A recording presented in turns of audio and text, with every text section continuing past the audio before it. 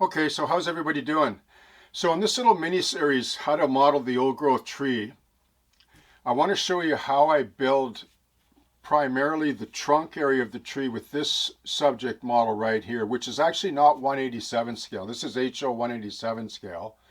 But this tree I probably won't be using in this model because I find it to be just a little bit maybe upscale, even though technically or factually this could fit because this tree right here would be 10 feet across, 10, 11 feet across, which is not uncommon, but you wouldn't see this kind of tree that close to the right of way. Although here in Fort Langley, there's tons and tons of trees like this size close to the right of way, at least in my area.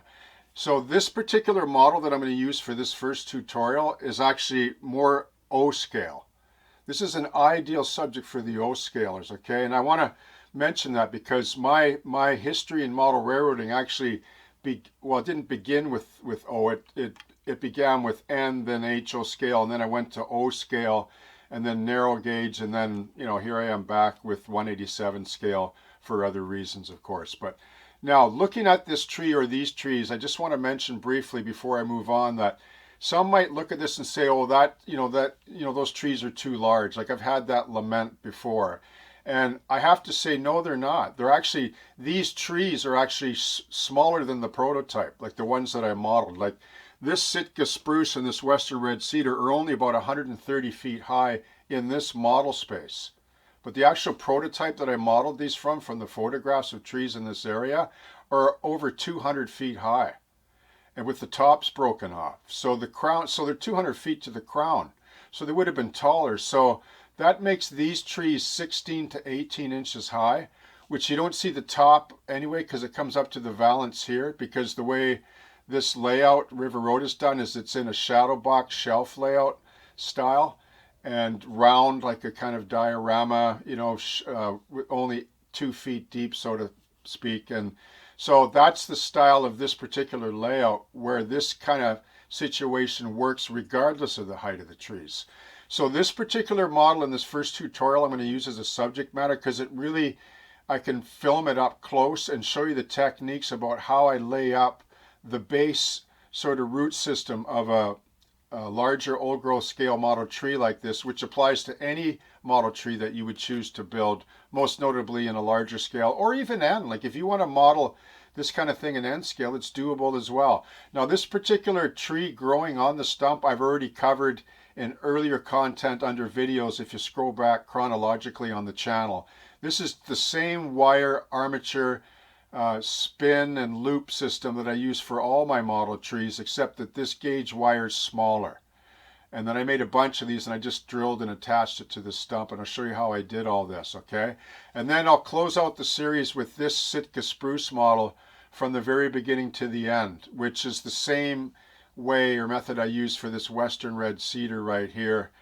And then of course all the background trees are all done with the wire armature way. So this is all kind of more of a museum approach to model trees, meaning they'll stand the test of time. Like this model 50 years from now is going to look like this. Okay, it's high quality acrylic, so the paint color won't fade like cheap acrylic paint will.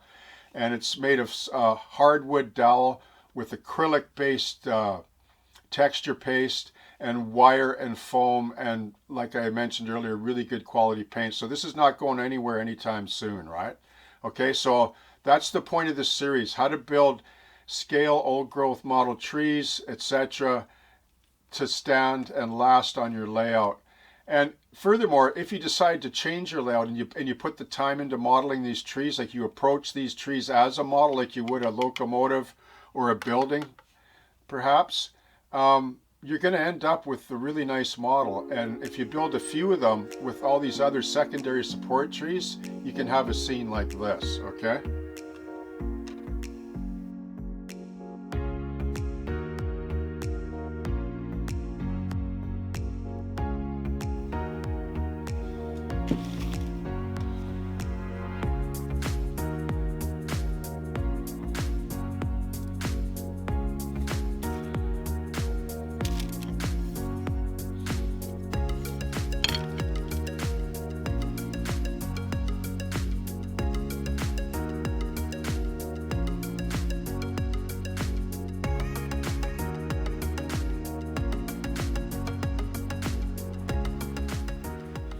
Okay, so you can see in this case this is a hardwood dowel, a 1-inch diameter dowel. You buy one length, like they're 3 feet or whatever. You can make a lot of stumps or old growth trees from them as well.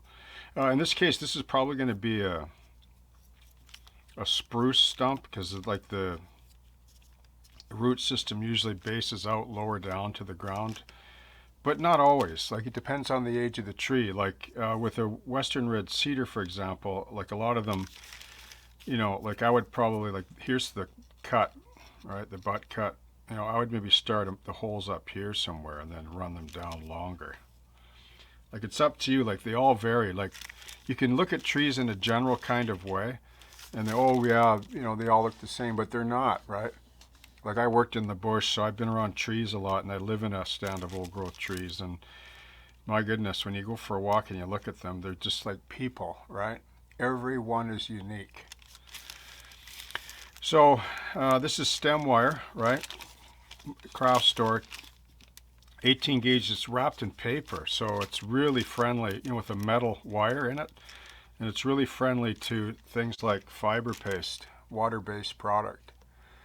And what this will do is add a skeleton to direct. I mean, you can freehand some of this with the clay and paste too. Like some of the Douglas firs like don't have this kind of sort of network of root systems exposed so much. They're just a few lumps or some going along the ground or whatever. But I find if you do it this way and you want a very defined, you know, stump or base of a tree in this case, then this is a good way to do it, because as you lay the plaster on with a brush, it begins to define itself, and you just need to smooth things out a bit. And you know, you have the ability to, you know, maybe bend them out as well. Okay. And of course, I just drill a little 1/16 or 3/32 or whatever size hole. This was the size for a dowel. I just put a piece of bamboo just to clamp it with when I model it and paint it, and then subsequently mount it. Then I can clean up these later with nippers if I want. Okay?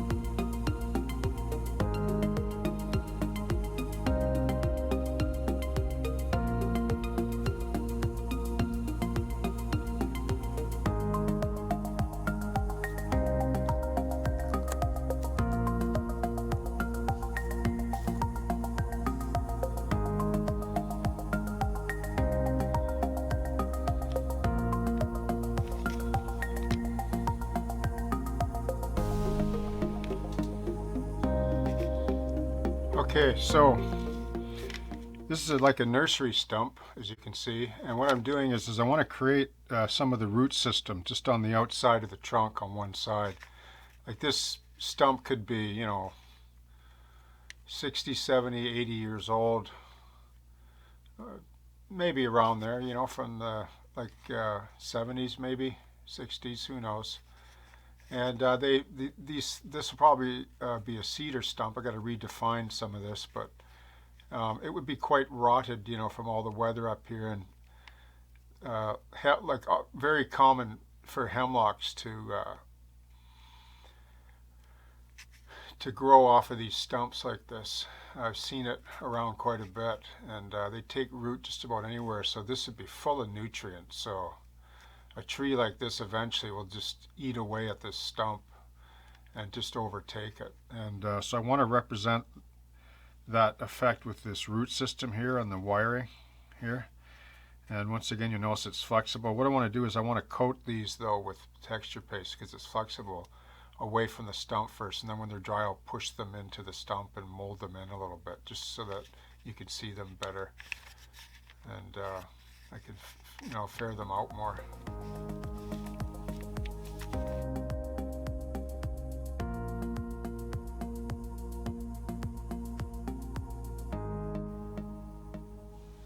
Okay, so we have this old growth stump here, the nursery stump, you know, with a little baby tree on it. All right. Okay, so I've pretty much sculpted it now like a old western red cedar. I've built up, probably I've worked this over with 3 layers. Now I want to add a little more texture to it. So now that it's hard, how do I do that?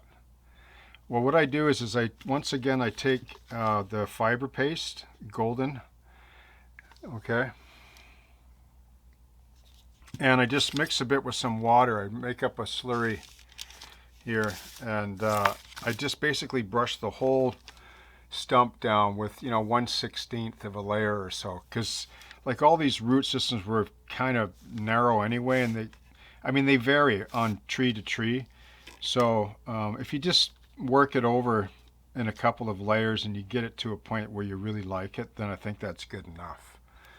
So what I'm going to do here is I'm just going to use a basic fan brusher. This is a number 6 bristle, okay, and I'm just gonna drag this from the bottom across it lightly. I just let the weight of the brush, don't put it in any water though, like keep it, I'm gonna use a damp rag to clean it, but I basically want to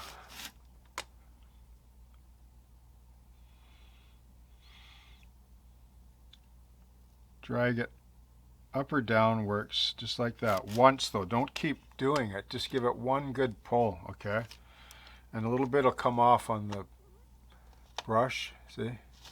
Just wipe that away.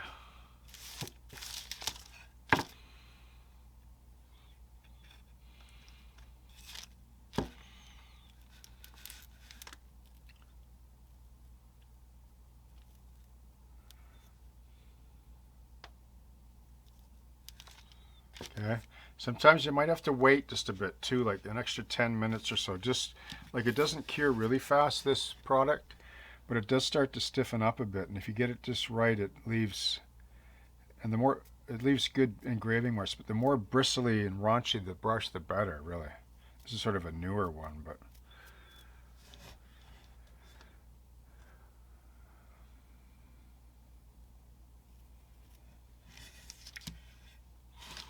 So because this is an old stump, it's not going to be that distinctive in terms of graining, because, you know, it's going to be rotted away and probably lots of moss growing on it. But you want enough to suggest that typical cedar grainy, stringy, strandy sort of bark texture. And if a few pieces roll off, then that's good, right? You want that. You want little anomalies to occur and happen. Don't make it smooth and perfect. Like, you want it bumpy. And this texture paste will do that for you if you drag it. Like, it'll leave little bumps and anomalies in the bark, and that's what you want.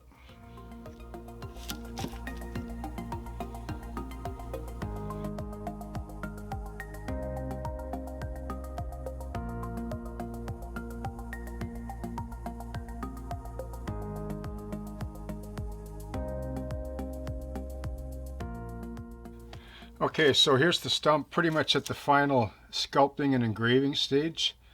So you can see these roots here that I built in. This is 26 gauge wire, okay? These roots here. So what I'm going to do is, once this is dry, I'm going to push these into these grooves here, and I'll use a spot of CA if I have to, just to tack them in place, and then I'll blend them in with a real thin slurry of paste, just to kind of blend them into the stump a bit, but to have them, you know, defined and distinct enough to show that root system going down the side. I made this up with some, this is 28 gauge. This I can add in as a final thinner root, you know, like just wrap it around a few. That's just a detail you don't really have to have, but I'm going to have it because this is going to be in the foreground on the other side of the tracks. So, you know, if a couple of MU, you know, Jeep 7s or, you know, whatever cars are there, you know, I want this in the background. And if the eye is drawn to the locomotive or the rail car, then this is in the vicinity. So it needs to be, it doesn't have to be detailed like this, but I want it to be, because I want, it's the little details like this that really pull the viewer in, I find. Like in all my experience of, as a diorama artist, actually, from my museum days, some of my most successful models that I was told by clients were little things like this. Things that I just did playing around in the studio and didn't think would matter, and that, like, they would comment on it, like they'd say, oh, I just love the stump. They didn't care about the big trees around it or the old rusting vehicle. Like the stump with the little nursery tree growing down the side, we just love it, you know, that kind of thing. So don't underestimate small details on your layout, in this case the shelf layout. You know, this is why I like to model the railroad this way, is to take those scenes and to really live with them for a while, you know, and flesh them out.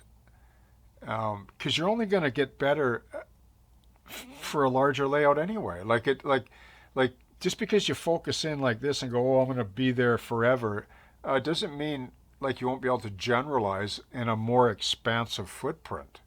Like it's all correlates to, you know, the whole overall skill set, right? So focusing in on details where you can vignette scenes and tie them all together, because you're going to have sections that maybe won't have that much detail, and then you stop. So the whole idea of the signature scene is not defined as one size. Like it could be 1 square foot, it could be a square 6 inches, or it could be larger, right? And it's little details like this that will make a scene pop and add that visual interest, just to hold the viewer long enough to pull them into the overall layout or the larger scope of things. Okay?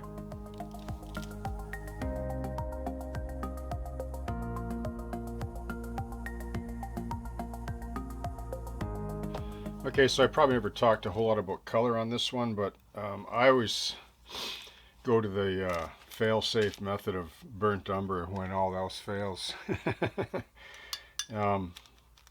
Just make a wash-up of burnt umber. I mean, you can put it on just about anything, including rolling stock, you know, buildings, whatever, in one strength or another, and it'll just create some continuity in terms of light and shadow, and just a sort of that earthy tone that just seems to be in everything, that earth type filter. So that's basically what I did here, and then even maybe stab a little bit in before I flock this particular little hemlock, which would be, and the reason why I'm going to call it a hemlock, because it's common for them hemlocks to grow out of cedar stumps as a nursery tree, and they curl on the top, like the top of the, you notice with the hemlock, they all curled over like that on the top.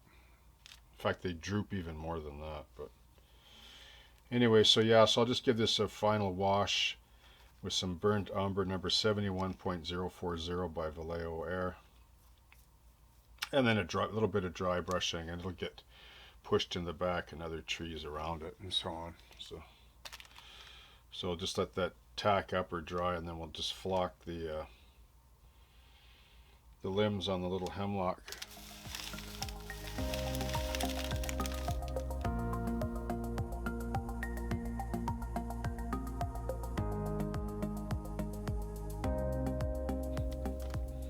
Okay, so now I'm going to flock this little tree, this little sapling growing on the stump here.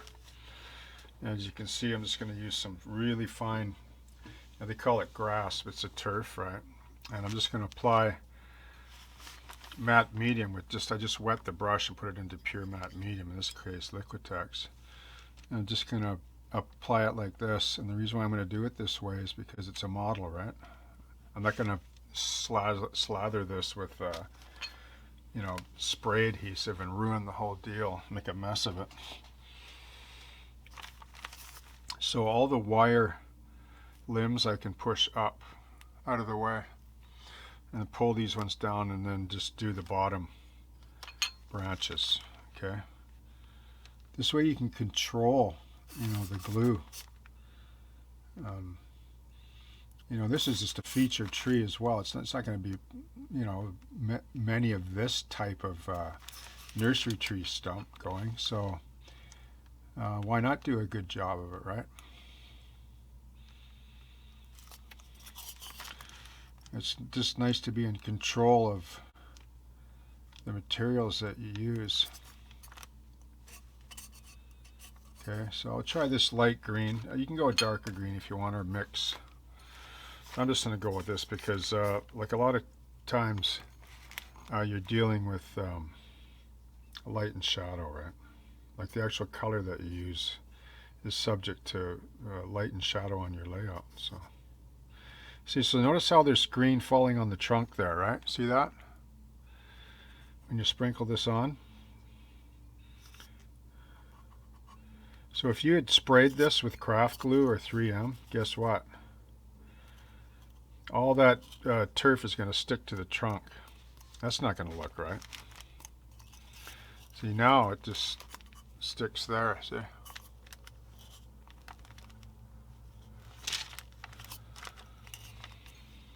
So if you want to add any more, you can do that as well. You can let it dry or do a little on the bottom.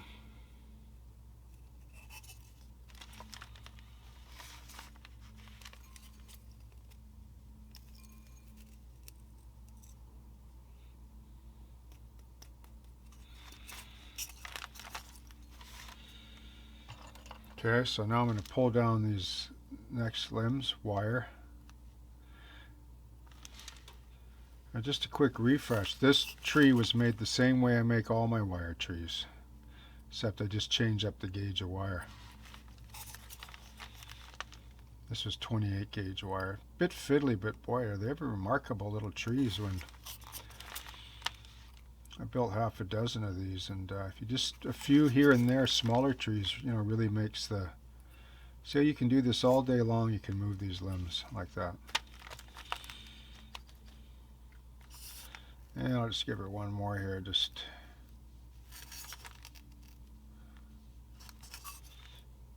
a wet brush with matte medium, and in this case, this is a.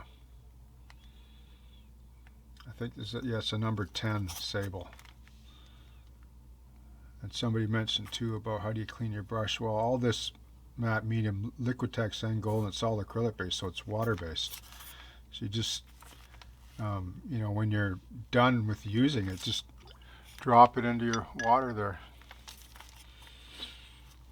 I've had actually matte medium, I've left it overnight and then actually soaked the brush in isopropyl alcohol for a few hours and restored the brush back to working order. So nothing worse than dealing with a chemical type glue and it just kills and destroys brushes, right?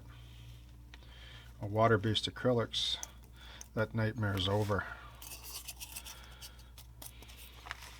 Okay, I mean I could have added a little more flock to this, but but by the time I push all these limbs down, it'll be enough.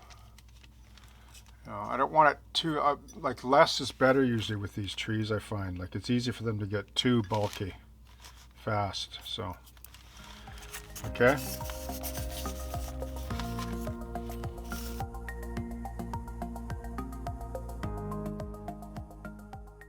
Okay, so here you go. So now I'd call this pretty much finished except for some details with moss maybe growing up on the sides. But I'm not going to do moss growing up the side of the trunk unless I know how this is positioned on the model. Like I'm not going to have, like, you can't do that now because you don't know how you want to rotate this piece to compose it in the scene. So one side, like if I'm looking at the scene this way and I know that the sun is on this angle, well, I'm not going to put moss here. I'm going to put moss on the back side here. So I don't do any of that kind of details until the actual model component is positioned on the model. Then I do those final little details that people have mentioned in the past. Okay, so this has been flat coated now, so it looks pretty nice. And so I'm going to dry brush a little bit here, the bark more, and like I say, add some moss and little minor tweaks once it's mounted on the layout. Okay. So thanks for following along, and happy modeling, and I hope that you have a great day. Cheers.